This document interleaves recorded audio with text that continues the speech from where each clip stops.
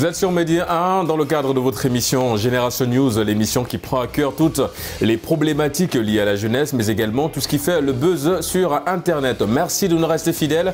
Vous connaissez le principe de l'émission scindée en deux parties. La première sera, elle, consacrée, on va parler un petit peu du carnet d'adresse. Qu'en est-il aujourd'hui? Comment bâtir un carnet d'adresse et comment mieux l'exploiter? Des éléments de réponse en première partie d'émission. Et en deuxième partie d'émission, avec mes invités, nous allons un petit peu plancher sur la thématique du cumul des petits jobs, des petits emplois. Pourquoi aujourd'hui c'est risqué de cumuler des emplois, ou encore est-ce que le fait de cumuler des emplois génère des avantages? Vous en saurez un peu plus en fin d'émission. Ils sont avec moi sur ce plateau de Génération News. Il s'agit de Jess. Jess, deuxième participation à Génération News. Vous êtes étudiant en droit. Merci d'avoir répondu à nouveau à l'invitation de Génération News. Merci Régis, c'est heureux d'être parmi vous ce soir. Nous avons également le plaisir de recevoir Linerol. Vous êtes étudiant en sciences économiques. Merci d'avoir répondu à l'invitation de Génération News. Merci Régis pour l'invitation, c'est un plaisir pour moi d'être là. Plaisir partagé, on l'espère également pour Crine. Vous êtes étudiant en transport et logistique. Merci d'avoir répondu à l'invitation de Média. Merci Régis et je suis très ravi d'être ici parmi vous. Les amis, nous allons à présent entrer dans le vif du sujet. Je l'ai dit dans mon introduction, la première thématique, elle sera axée sur le carnet d'adresse, comment mieux exploiter, sinon comment exploiter son carnet d'adresse. Mais avant évidemment d'entrer en profondeur. Jess, petite définition, histoire de camper un petit peu le décor. Le carnet d'adresse sert à quoi et c'est quoi un carnet d'adresse? Bon, déjà on entend par carnet d'adresse l'ensemble des contacts que nous pouvons avoir, voilà, dans notre vie quotidienne, c'est-à-dire ceux-là qui nous sont proches ou éloignés, qui peuvent être avantageux dans notre vie, voilà, ou dans la vie quotidienne du marché public ou du monde actif. D'accord. Alors, je pars du principe qu'on a tous un carnet d'adresse sur ce plateau, aussi faible qu'il soit, ça reste un carnet d'adresse. Du coup, Jess, les profils, quels sont les profils qu'on retrouve dans ton carnet d'adresse? Je pars du principe que c'est varié. Tout à fait, c'est normal. Dans mon carnet d'adresse, comme vous le savez bien, déjà je suis un étudiant. D'accord. Voilà, et ça ne peut pas manquer. Donc il y a beaucoup d'étudiants dans le carnet d'adresse. Ça dépend. Bon, on va y revenir de toutes les façons sur les critères du carnet d'adresse. Voilà, en tant qu'étudiant, je dois déjà avoir les contacts de certains étudiants, voilà, pas forcément du même domaine que moi. Et aussi de la famille, voilà, les parents, les amis, voilà, ceux-là qui sont toujours au quotidien avec nous, pour toujours échanger et toujours garder la même ambiance positive. Oui, mais est-ce que le fait d'avoir le contact d'un proche, je veux dire papa, maman, la grande sœur, est-ce que ça renforce le carnet d'adresse, ou bien on est simplement dans un principe, je vais dire, dans un cadre logique qui est d'avoir le numéro de téléphone de ma sœur, mais est-ce que ça renforce mon carnet d'adresse, Jace? Je dirais oui, ça renforce le carnet d'adresse parce que nous ne disons pas que juste le carnet d'adresse c'est pour ceux-là qui peuvent nous aider dans le monde actif ou dans le monde social. Non, non, non. Le carnet d'adresse, ça inclut la famille, ça inclut les amis. Si le numéro de papa est dans le téléphone, c'est pour une bonne cause. Tu ne peux pas attendre d'enregistrer le numéro de papa, c'est en cas de danger ou en cas de besoin. Non, mais évidemment, avant d'avoir le téléphone, le numéro de téléphone de papa, je veux dire, avant même de penser au fait de renforcer ton carnet d'adresse, tu dois l'avoir parce que c'est ton père. Donc ça, c'est logique. Voilà, c'est logique. Ouais, on aura le temps de revenir sur ce point bien précis, le temps pour nous de laisser Linerol se prononcer un petit peu sur le carnet d'adresse. Je veux dire, mon cher, à quel moment tu as trouvé utile de bâtir, de construire ce carnet d'adresse qui est le tien aujourd'hui? Merci Régis pour la question. Avant d'y répondre, je souhaiterais d'abord donner ma définition du carnet d'adresse. On est preneur, mon cher. D'accord. Pour moi, un carnet d'adresse, c'est l'ensemble de contacts utiles que peut avoir une personne. D'accord. J'insiste sur le utile. Parce que, comme vous l'avez dit tout à l'heure, on peut avoir le contact de maman ou de papa. Ce n'est pas forcément quelque chose d'utile, mais plus quelque chose de logique. Ouais. Alors, un carnet d'adresse doit être composé de contacts qui touchent à tous les domaines. Donc, il doit être un peu mixte et à la fois toucher aux domaines qu'on ne connaît pas et aux domaines qu'on maîtrise. Ainsi, pour répondre à votre question, j'ai senti l'utilité de pouvoir avoir ou seulement de pouvoir agrandir mon carnet d'adresse lorsque j'ai commencé à être un peu plus présent dans la vie active, c'est-à-dire au sortir de l'adolescence. Et je me suis dit, on ne peut pas s'autosuffire, alors il faudra avoir des gens sur qui on peut compter, des gens sur lesquels on peut compter des gens qu'on peut appeler en cas de souci, en cas de problème bien spécifique. Ouais. Donc c'est un peu ça ma vision des choses. D'accord. Et aujourd'hui, comment ça se passe? Je veux dire, dans ce carnet d'adresses-là, est-ce que tu l'utilises beaucoup? Comment tu arrives à mieux exploiter ce carnet d'adresses? Bon, aujourd'hui, je l'utilise assez fréquemment.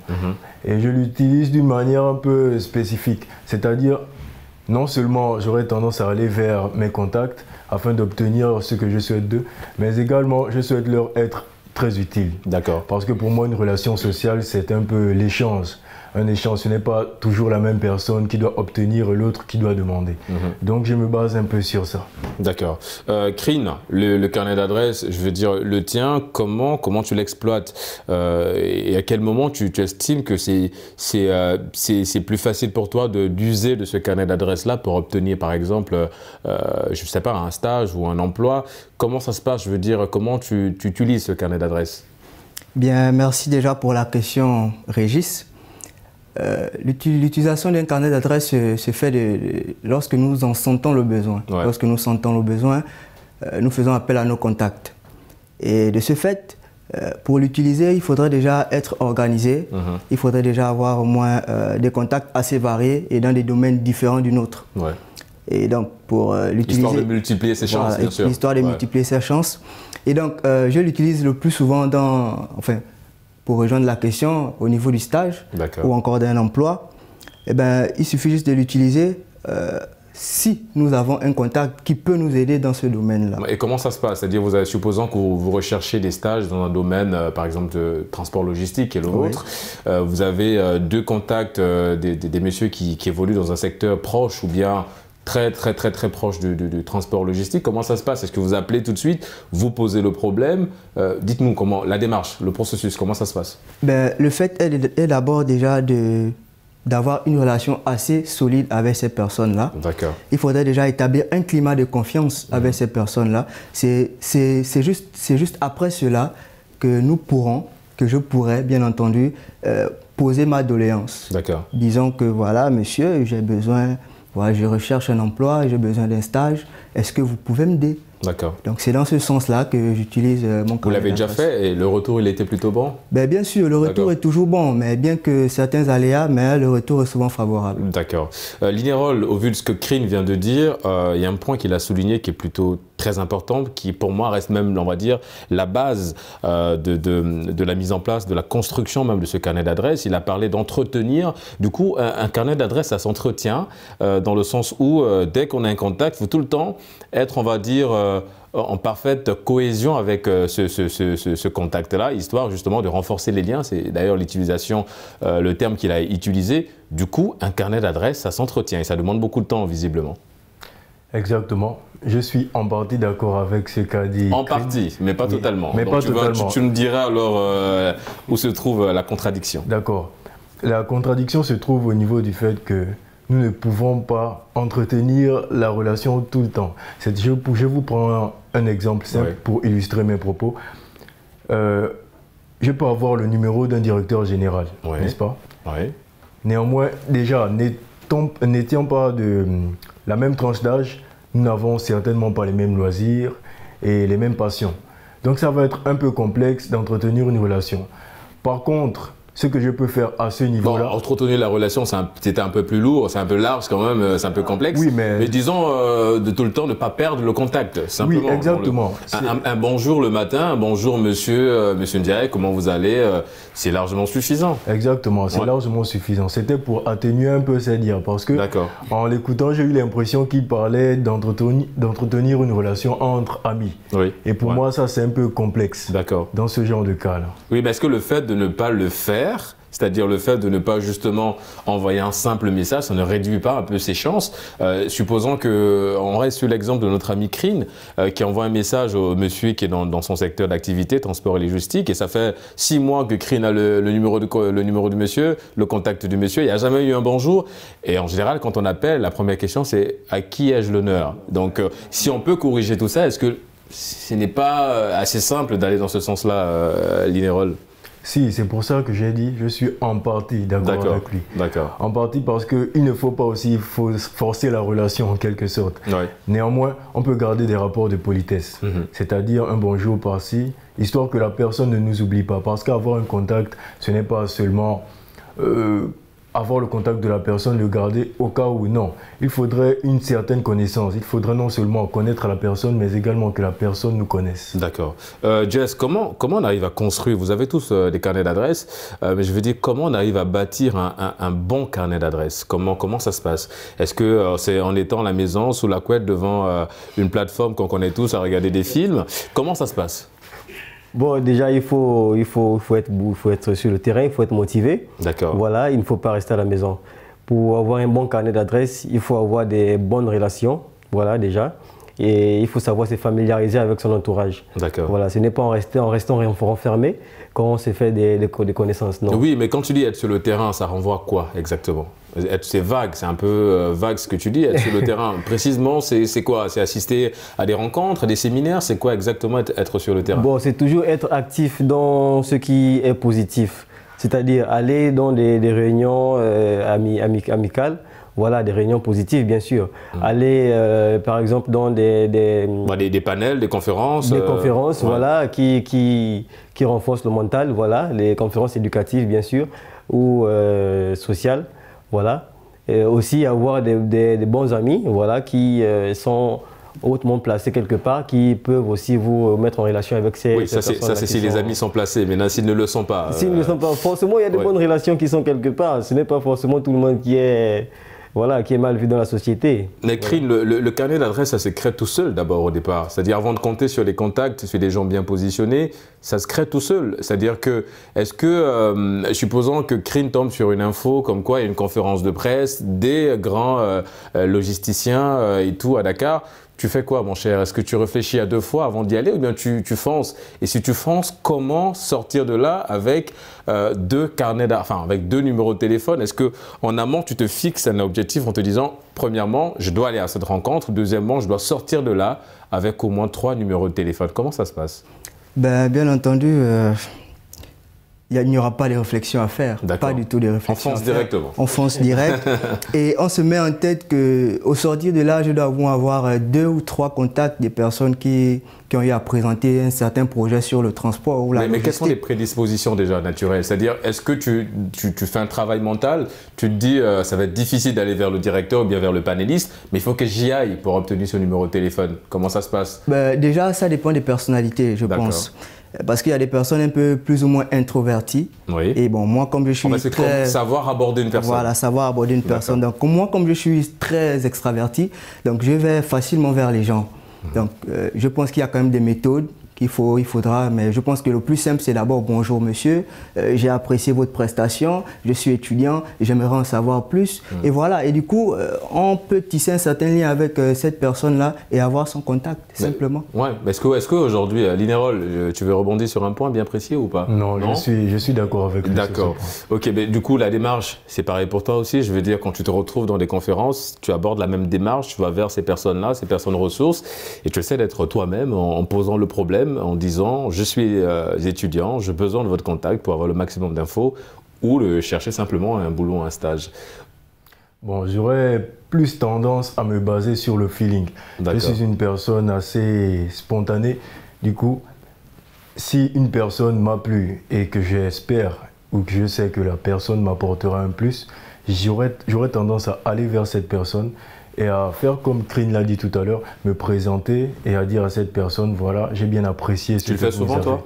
Bon, dernièrement, je l'ai fait, je pense, ça fait 1 mois comme ça. D'accord. Il y a un économiste qui nous a édifié sur l'économie et j'étais tellement bluffé qu'à la fin de son exposé, je suis allé vers lui et j'ai pris son contact. D'accord. Et du coup, ça va? Tu arrives à entretenir la relation? Oui, tranquillement. D'accord, ça va. Tu envoies des messages et il te répond logiquement? Il me répond logiquement. D'accord. Ça, c'est plutôt une bonne nouvelle en tout cas. Jess, c'est vrai qu'on parle de carnet d'adresse. Aujourd'hui, quand on parle de ce carnet d'adresse, malheureusement, on n'a pas la chance d'avoir une femme sur ce plateau. Mais pour les femmes, c'est un peu plus compliqué parce qu'on a tendance, malheureusement, ça c'est un fait, il faut le dire, quand une femme donne un peu son numéro, on a tendance à penser autre chose que le domaine professionnel. Évidemment que ça devient un peu compliqué. Du coup, comment il faut changer ça selon toi? Bon, je me dis déjà par la façon de faire. Déjà, c'est vrai que les femmes sont déjà très renfermées par rapport à leur carnet d'adresse. Elles ne donnent pas trop très souvent aux gens parce que... Non, on comprend pourquoi, avec du recul, on comprend pourquoi. Parce que voilà, une femme qui donne son numéro de téléphone à un monsieur, tout de suite il va aller dans autre chose que ce pourquoi le numéro a été donné. Avec la nouvelle génération qui est appelée nouvelle génération Android, tout le monde se méfie de tout le monde. Voilà. Donc si une femme vient à remettre son numéro à quelqu'un, je me dis c'est peut-être bon. Elle va certainement se dire la personne veut quelque chose de précis, de précise. Ou bien elle-même, elle veut quelque chose de bien carré. Si elle donne son numéro de téléphone, comme à l'image de notre ami Linerol, à un économiste, c'est parce qu'elle a besoin d'avoir des informations de ce monsieur-là. Après, c'est beaucoup plus l'interprétation que le monsieur va en faire, du geste en fait. Parce qu'on sait qu'en général, quand on veut faire la cour à une femme, on commence par le numéro de téléphone. Après, je ne sais pas si Linerol, lui, il est sur les réseaux sociaux en général, je ne sais pas, il nous dira.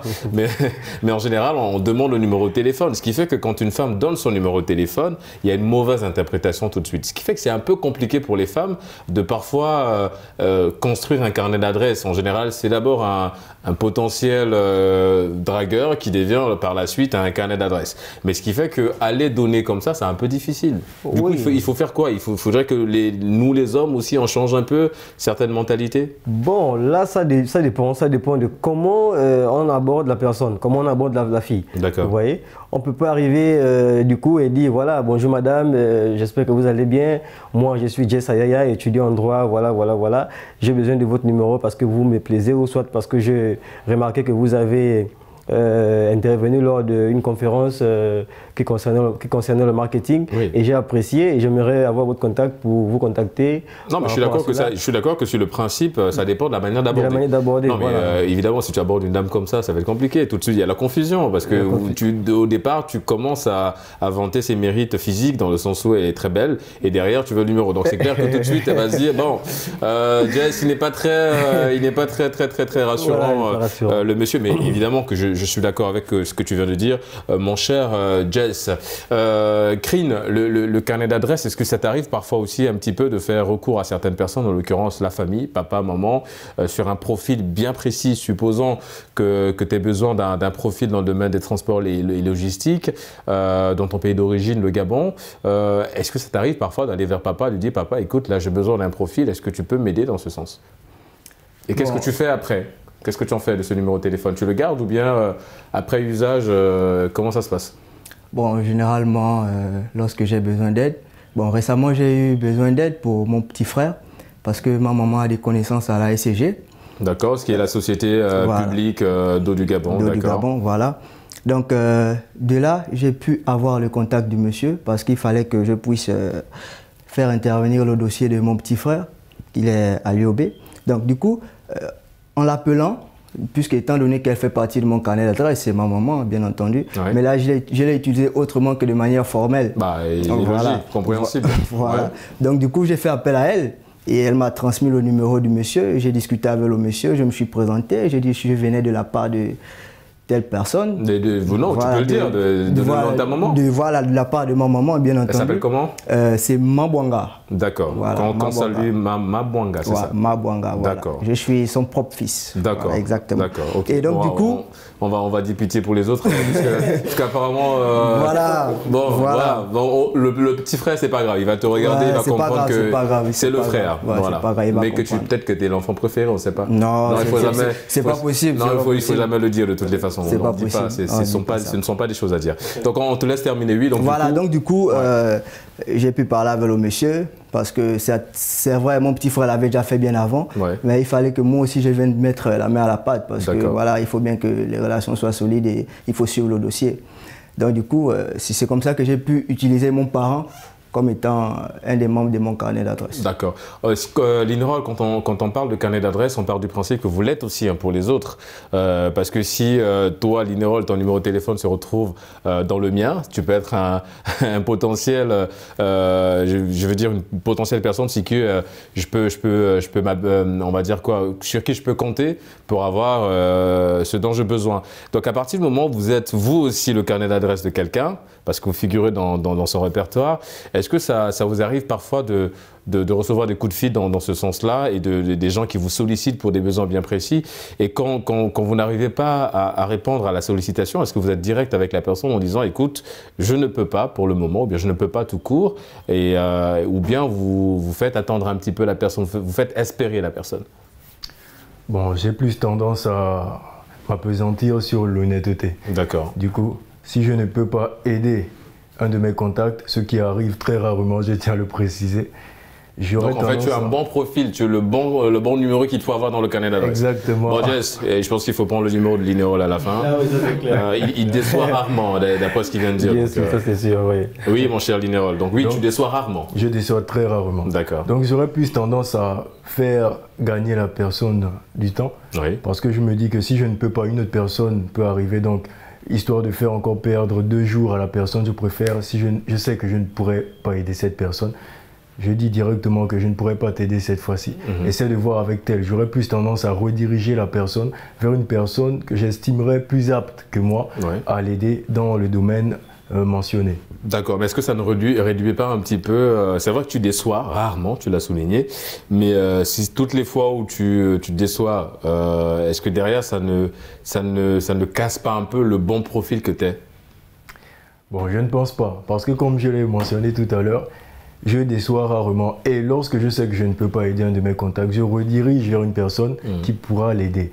Et en faisant ceci, la personne aura toujours tendance à me contacter, sachant que la fois où je n'ai pas pu aider cette personne, j'ai redirigé vers une autre personne. Donc en quelque sorte, j'ai toujours aidé. D'accord. Donc c'est un peu dans cette optique-là que je me dis que généralement, je ne déçois pas, je préfère penser ça. D'accord. Et Jess, du coup, on parle du carnet d'adresse, c'est vrai qu'on l'a tous ici, vous l'avez dit, un carnet d'adresse doit être varié, en tout cas avoir divers profils, mais je veux dire, comment on arrive à constituer le bon carnet d'adresse? La question, je l'essaie de poser, mais je veux dire, en termes de profil, est-ce qu'un bon carnet d'adresse, par exemple, c'est un carnet d'adresse où on a beaucoup plus de directeurs généraux, où on a des gens vraiment déjà qui sont dans le domaine, qui sont là, enfin, un carnet d'adresse où on a des doyens dans des secteurs d'activité bien précis? Bon, déjà, le carnet d'adresse ne se fait pas juste par vouloir ou par prise de tête, non, non, non. Voilà, si on s'est dit, je prends le numéro de telle personne, c'est parce que cette personne peut m'apporter un plus demain. D'accord. Tu ne vas pas prendre le numéro d'un braqueur et ensuite devenir ce même braqueur là, plus tard. Voilà, je me dis, si je suis un juriste, je dois certes avoir le numéro de certains amis qui ne sont pas des juristes, mais qui peuvent m'aider dans ce sens-là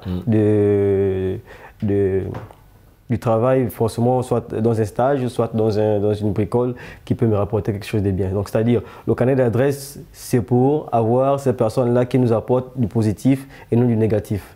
Voilà, on peut avoir des généraux, on peut avoir des magistrats, on peut avoir des colonels, on peut avoir qui qu'on veut, mais seulement si ces personnes-là apportent du positif dans nos vies. D'accord. Crine, du coup, moi j'ai envie de savoir comment ça se passe quand tu décides, là supposons tu as besoin d'un stage, est-ce que tu prépares ton discours en amont de ce que tu vas dire au monsieur au téléphone, tu prépares ça en amont ou bien tu vas, comme on dit, au feeling, à l'image de notre ami Linerol, ou bien il y a un discours déjà bien ficelé, bien établi, qu'il faut suite et qu'il va falloir juste rendre au téléphone? Alors, en général, j'ai tendance à penser que l'improvisation ne s'improvise pas. Oui. Donc, il faut toujours se préparer avant que d'aller vers une personne. Donc, en général, lorsque je vais vers quelqu'un, j'ai déjà préparé un discours bien précis que je vais lancer à la personne. D'accord. Donc, c'est à base de ce discours. Et ce discours, tu fais, je veux dire, tu donnes la possibilité à certaines personnes de jeter un coup d'œil là-dessus, histoire de corriger certaines choses, enlever ou rajouter? Généralement, non. Généralement, non. Tu te fais confiance? Je me fais confiance. C'est important. Une fois j'ai confiance en moi, je balance simplement le discours et puis voilà. C'est maintenant en fonction de la réponse du monsieur que je pourrais pallier à certains manquements et voir dans quelle mesure corriger la prochaine fois lorsque j'aurai envie d'aller vers quelqu'un. D'accord. L'approche, Linerol, pareil, un discours déjà préétabli? Non? Non, comme je l'ai dit tout à l'heure, je suis plus dans la spontanéité. D'accord. Je suis plus dans la spontanéité. C'est vrai, je suis d'accord avec lui, improviser ne s'improvise pas. Mais ma manière à moi de ne pas improviser avant d'improviser. En fait, c'est une improvisation structurée, simplement. Ouais. Bon, structurée, c'est un peu loin. D'accord. Je dirais plus que, je me dirais, par exemple, si je sais que je me rends à une conférence où il y a des économistes ou des juristes, je me dirais simplement, je pars premièrement pour m'instruire et En deuxième lieu, s'il y a quelqu'un qui m'interpelle, automatiquement, j'irai vers lui. Donc, c'est ma manière à moi de me préparer. D'accord. En tout cas, pour toi, l'improvisation, c'est simplement de ne pas improviser. Exactement. Exactement. Bon, voilà, c'est bien résumé. Et c'est important, les amis. Il est l'heure pour nous de marquer une courte pause. Tout à l'heure, Jess parlait de petits jobs. Eh bien, la transition est toute faite. Nous allons parler en deuxième partie des cumuls de petits jobs. Pourquoi et comment? Vous en saurez un peu plus en deuxième partie d'émission. À tout de suite sur Médian TV Africa.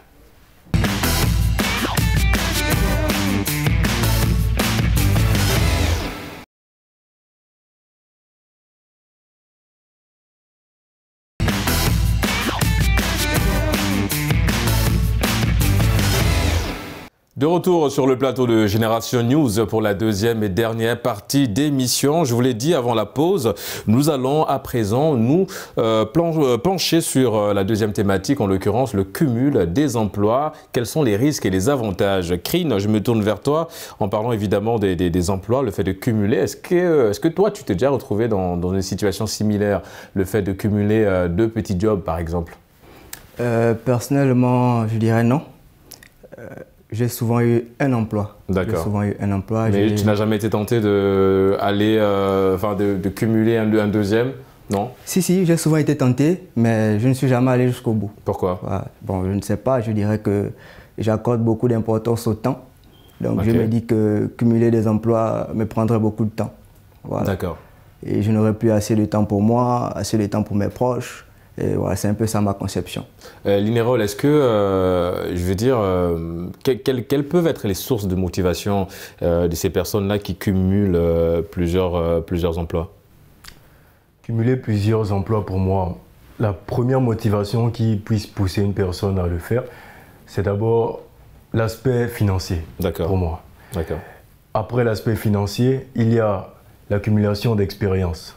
C'est-à-dire qu'une personne qui a des ambitions bien structurées, bien dynamisées, puisse se dire que avoir plusieurs expériences dans des domaines divers peut être utile. Donc c'est en cela que pour moi, une personne se dit, bon, je vais aller chercher un emploi. En même temps, je pourrais cumuler un emploi. Et en parlant, justement, donc c'est le seul avantage, je veux dire, le fait, est-ce qu'il n'y a pas le côté aussi, l'épanouissement personnel et tout ça? Est-ce que c'est uniquement l'argent qui nous pousse à cumuler autant de jobs, autant d'emplois? Pour moi, il n'y a que... Ça, c'est pour moi. Selon moi, il n'y a que l'argent et l'expérience. D'accord. Il n'y a pas d'autre avantage, non? L'argent, l'expérience? L'argent, l'expérience pour moi. D'accord. Et je ne pense pas qu'une personne... Non, je n'en ai pas encore rencontré. J'attends d'en rencontrer une pour pouvoir changer d'avis sur le sujet. Bon, Jess nous a dit qu'il a déjà cumulé des emplois. Bref, on va y revenir. On aura le temps de... Jess va tout nous dire, mais je te laisse terminer, mon cher. D'accord. Donc, je ne pense pas qu'une personne puisse se dire, bon...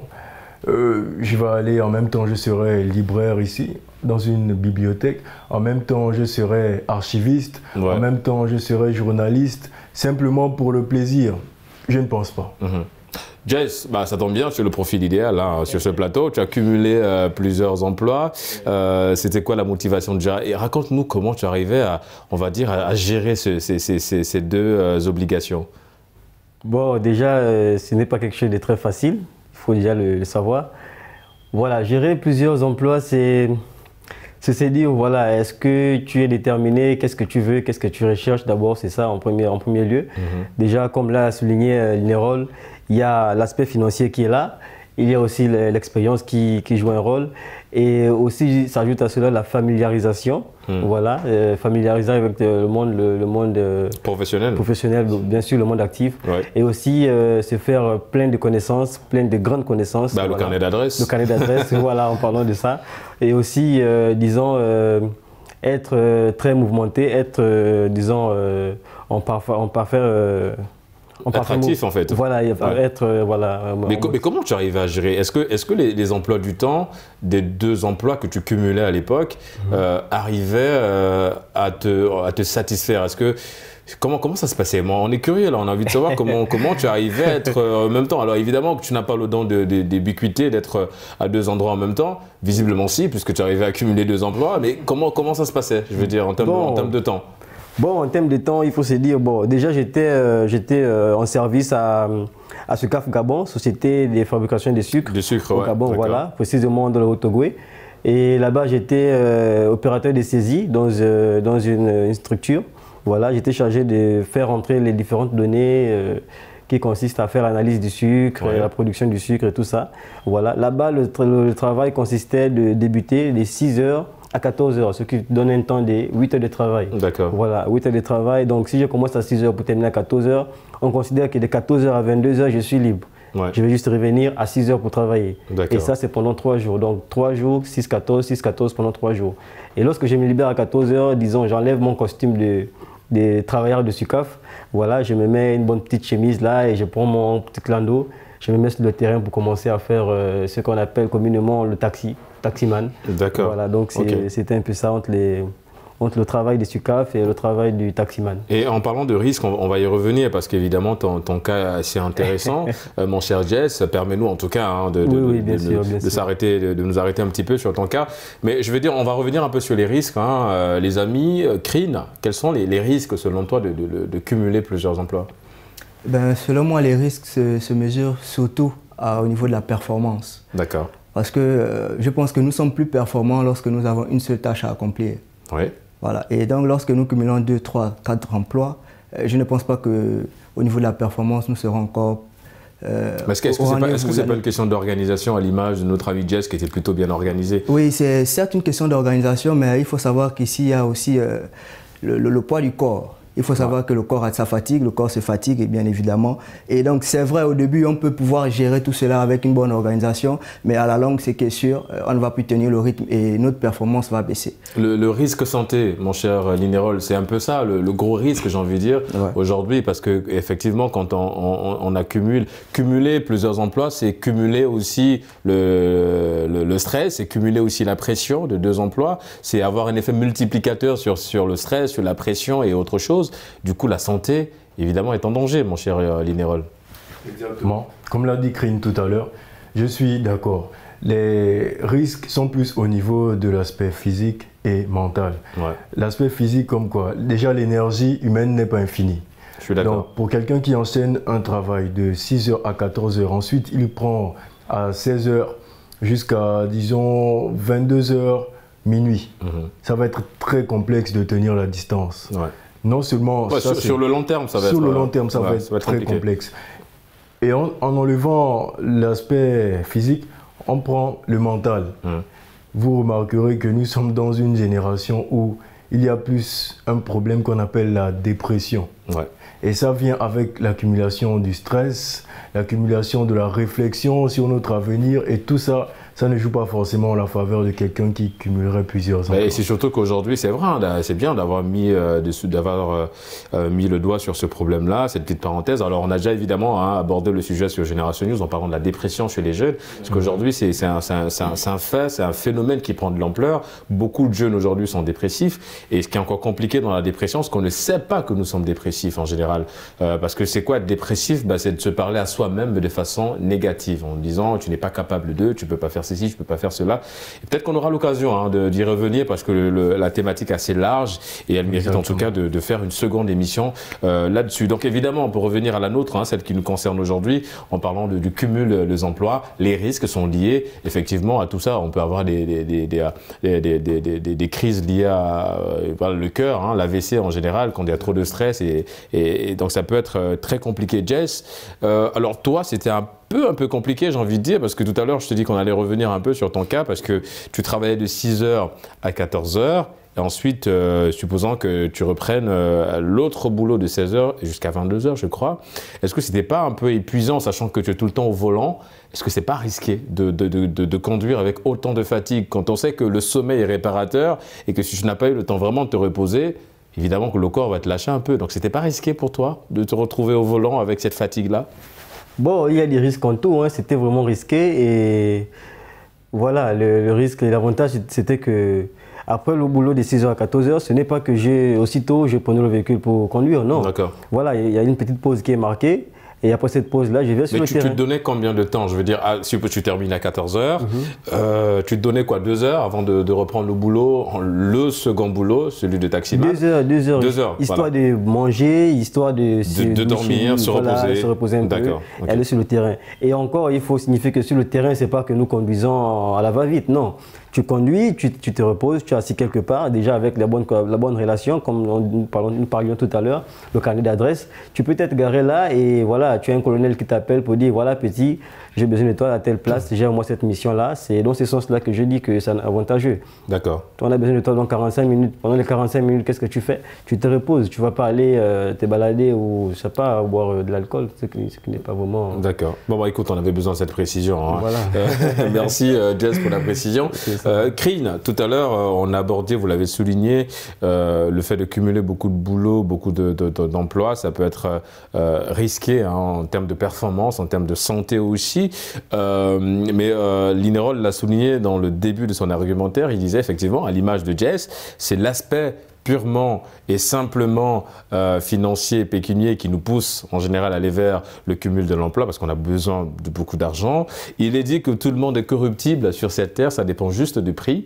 Moi, ce que j'ai envie de savoir, mon cher Krine, c'est est-ce que si on te propose deux emplois avec un chiffre d'affaires qui tourne autour de 7 chiffres, hein, ça veut dire que tu es payé au million, est-ce que tout de suite tu es tenté ou bien tu te dis la santé avant les millions, quelque part?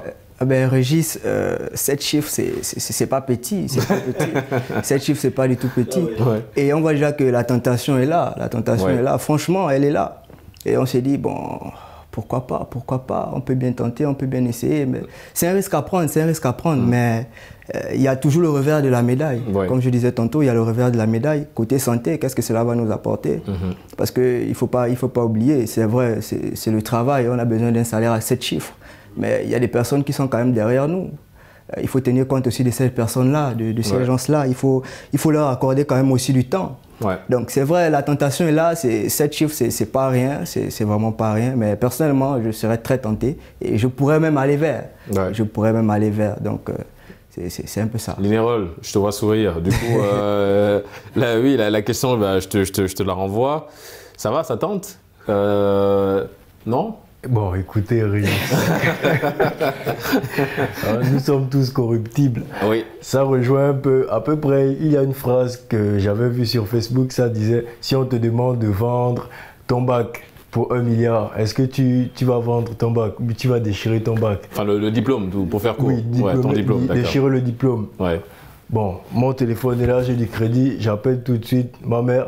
Si tu peux m'envoyer mon bac original, je déchire ça sur place. Pour 1 milliard. Bon, d'accord. Parce qu'on fait l'école avant tout. Bien sûr, il y a la passion. Bon, après, on rappelle, hein, ceux qui nous regardent, ne déchirez pas vos diplômes. Voilà, il faut les conserver. Si on vous propose un salaire conséquent. Non, mais c'est selon. Même si on vous propose un salaire à 10 chiffres, réfléchissez avant de déchirer le diplôme. Enfin, c'est une façon de parler, évidemment. C'est un exemple donné par notre ami Linerol. Oui, effectivement. Donc, toi, tu es tenté d'y aller, de cumuler 2 emplois si jamais le salaire répond correctement. Oui, parce que comme je le disais tout à l'heure, si nous décidons de cumuler plusieurs emplois, c'est avant tout pour l'aspect financier. Oui. Donc, à cet effet, si on me propose un salaire à 7 chiffres pour cumuler 3 emplois, je n'hésiterai pas le moins du monde. Du coup, comment tu vas t'organiser, toi? Bon, est-ce qu'au préalable, tu informes ton employeur que je suis sur autre chose, parce que c'est là aussi, le fait de cumuler c'est bien, mais est-ce que quand on décide de le faire, est-ce qu'on avertit l'employeur de dire écoutez, là je suis en manque d'argent, j'ai besoin d'argent pour telle raison, du coup je suis appelé à cumuler des emplois, ou bien on se dit on va le faire au noir, c'est-à-dire on n'informe personne? Bon, pour ma part, je pense que je n'informerai pas forcément mon employeur. D'accord. Oui, mais ce qui est logique, sinon peut-être qu'il va se dire s'il occupait ailleurs. Voilà, parce que la base de l'employabilité, c'est la disponibilité. Je suis d'accord. Donc, si tu n'es pas disponible, il te gardera le temps qu'il puisse trouver une autre personne. Oui. Qui pourra te remplacer. Ce qui est logique, hein. Tout sera perdu, exactement. Ouais, ouais. Donc le mieux pour moi, c'est de travailler au noir. Tant que c'est compris dans tes heures de travail et tu termines ton heure de travail avec le premier emploi, tu enchaînes avec le deuxième emploi. Ouais, comme Jess l'a fait d'ailleurs. Exactement. Ouais. Il nous vendra le secret après. Il nous dira comment le faire. Oui, mais en fait, pour revenir à la question, les amis, je veux dire, alors la question paraît un peu simple, mais elle n'est pas simpliste. Parce qu'en fait, on se dit, ok, c'est possible de cumuler plusieurs emplois. Mais évidemment qu'il y a beaucoup de risques derrière. Et il y a un gros secret. Le secret, c'est de pouvoir s'organiser, tout simplement. Donc, Linerol, tu peux tenter trois emplois en même temps, mais il faut s'organiser. C'est bien ça? Exactement. D'accord, il faut beaucoup manger au passage aussi. Hein. Donc, ouais, n'est-ce pas, Jess? Tu mangeais beaucoup entre les pauses, entre 14h et 16h? Ça, c'est évident. Bah, évidemment, il faut beaucoup manger parce qu'évidemment, quand on est fatigué, c'est bien de compenser avec de la nourriture. Ça permet justement de remplir le métabolisme de base. Crine, au vu de risques qu'on vient d'énumérer sur ce plateau, est-ce que toi, tu serais à l'aise à l'idée de conseiller un triple emploi à un proche, par exemple? Bon, à l'aise à l'idée de conseiller à un proche un triple emploi, non. Un double peut-être, mais un triple, je ne pense pas. Parce que franchement, déjà, pour un employé, là, ça dépend des structures. Parce que généralement, un homme travaille, je pense, 8 heures par jour. Si je ne me trompe pas, voire 10 heures. Non, tu ne penses pas, c'est 8 heures. C'est 8 heures. Ouais, on te le confirme. Voilà, donc 8 heures par jour. Plus besoin de penser. Hein. Voilà, 8 heures par jour. Et donc, cela dépend aussi de la tâche de la personne. D'accord. Parce que, imaginons quelqu'un travaille dans une usine, il travaille 8 heures par jour. On sait que les usines, ce n'est pas vraiment du travail assez... Bon, déjà qu'aujourd'hui, il y a des machines, c'est vrai, ça nous facilite un peu les choses. Mais si l'on revient un peu en arrière, les usines au départ, c'était des choses vraiment... c'était le travail à la dure aussi, il faut le dire ainsi. Et donc, si conseiller déjà à cette personne de prendre 3 emplois, alors que ce dernier-là travaille déjà fort dans une usine à 8 heures de temps, franchement, je ne pense pas qu'il pourra tenir la distance et même avoir gain de cause après. Est-ce que aussi pour s'en sortir, quel serait un petit peu l'apport de la famille, Jess? Est-ce que papa, est-ce que maman, est-ce que les grandes sœurs arrivaient aussi un petit peu à t'apporter leur aide dans le chemin que tu avais décidé de prendre? Est-ce qu'ils comprenaient aussi le fait que tu cumulais 2 emplois? Bon, déjà, cela était question de vouloir. Je le voulais moi-même, voilà. Et c'est vrai que le petit travail ou la petite bricole que je faisais, c'était temporaire. Voilà, c'était pendant 6 mois de vacances. Voilà. Et le temps pour moi de m'acheter mon kit scolaire. Voilà. Et le petit truc que je faisais, le petit boulot que je faisais entre-temps, c'était juste voilà, pour mes loisirs, mes divertissements et tout ça et tout ça. D'accord. Voilà. Sinon, ça n'affectait pas mon côté...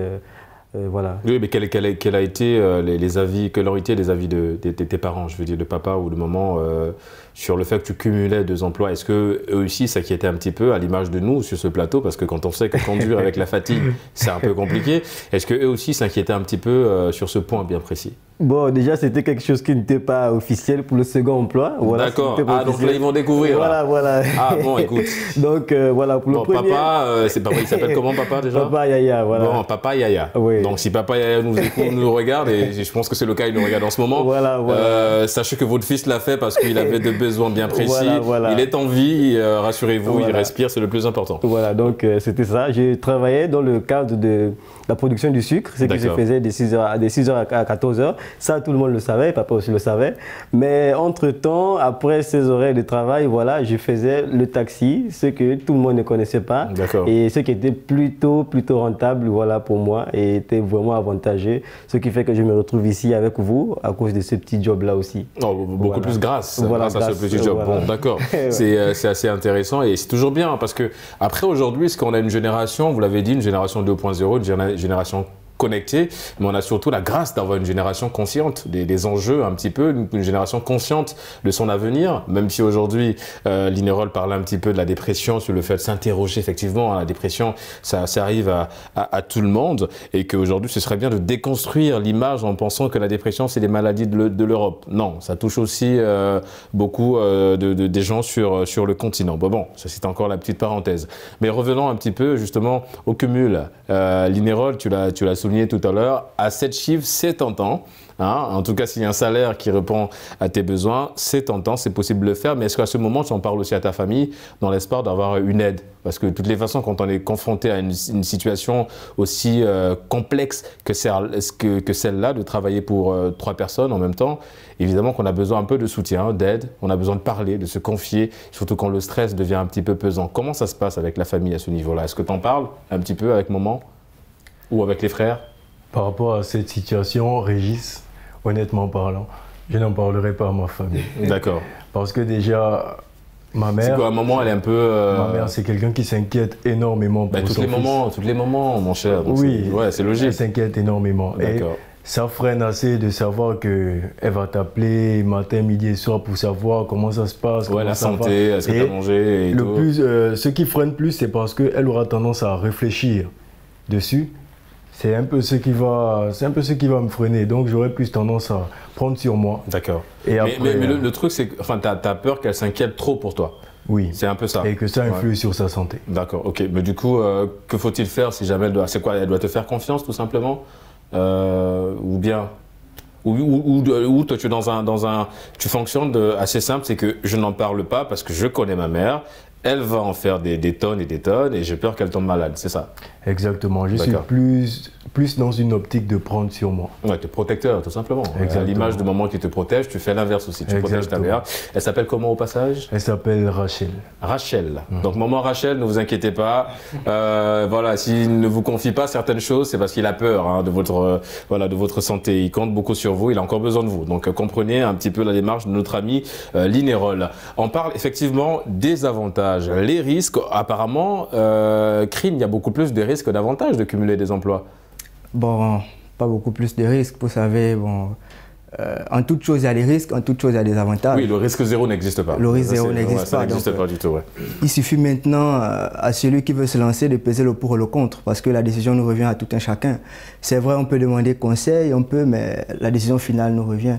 Donc, comme énoncé déjà en amont, le risque, je dirais, l'avantage principal, c'est la rémunération. Ouais. C'est le fait d'avoir à la fin du mois un revenu mensuel assez élevé pour pouvoir subvenir à nos besoins. Est-ce que là aussi il va falloir consulter? Parce qu'on l'a dit, si derrière on cumule, Linerol l'a dit, il ne voit pas d'inconvénient à l'idée de cumuler 3 emplois. À partir du moment où les tâches sont effectuées, il n'y a pas de souci. Que le salaire derrière doit suivre, pas de souci. Il est OK sur le principe. Mais je veux dire, est-ce que derrière on a besoin d'avoir un suivi un petit peu médical, peut-être voir un diététicien qui va nous aider aussi sur des aliments à manger pour ne pas verser dans cette forme de fatigue sévère qui va nous empêcher parfois même d'aller dans le troisième boulot. Comment ça se passe? Est-ce qu'il faut aller dans ce sens-là aussi, un suivi médical, au-delà de cumuler des emplois, il faut un suivi médical aussi? Moi je pense que oui, à mon sens. Parce que la santé coûte cher. La santé coûte cher et la santé n'a pas de prix, bien évidemment. Donc pour pouvoir cumuler ces emplois-là, il faudrait déjà en bonne santé. Parce que s'il n'y a pas de santé, on ne peut pas avoir plusieurs emplois. Et sur le plan personnel, comment ça se passe aussi? Tu appelais être papa demain. Crine, du coup, tu l'as souligné, on passe pas beaucoup de temps avec nos familles. Ne pas passer beaucoup de temps avec ses enfants, sa progéniture, c'est un peu mettre cette progéniture entre parenthèses parce qu'ils ont besoin d'une présence physique, en l'occurrence de leur père. Est-ce que ça aussi, ça n'influe pas, ça n'impacte pas un peu sur la famille? Linerol, je vais venir à toi aussi, toi qui veux cumuler 3 emplois. Bien entendu, la famille est touchée parce qu'on peut le voir, on peut le voir même dans des séries télé. Le papa n'est jamais là parce qu'il a plusieurs emplois. C'est une série télé, c'est fictif, elle est fictive. C'est vrai, dans la vraie vie. Ouais, c'est vrai, elle est fictive, mais on sait très bien que la télé ne reflète que ce qui se vit au quotidien. Pas tout le temps. Pas tout le temps, c'est vrai, évidemment. Il y a aussi des fictions, bien entendu, mais s'il faut rester un peu sur ce plan-là, on sait que déjà savoir que son enfant ne reçoit que de l'argent à la fin du mois et non notre présence, c'est déjà quelque chose qui va faire en sorte que notre enfant puisse aimer simplement nos biens matériels que nous-mêmes. Donc c'est déjà quelque chose qu'il faudra corriger. C'est vrai, plusieurs emplois c'est bien, mais il faudrait penser également à ceux qui nous sont proches. Linerol, la présence paternelle dans la famille, évidemment que ça compte pour 100%, j'ai envie de dire, en termes de pourcentage. Comment... Parce qu'on va se projeter, on est dans l'exercice, on se projette. Comment tu te vois, toi, dans 3 ans, dans 4 ans, mais même dans 1 an? C'est tout le mal que je te souhaite, dans 1 an, de cumuler 3 emplois.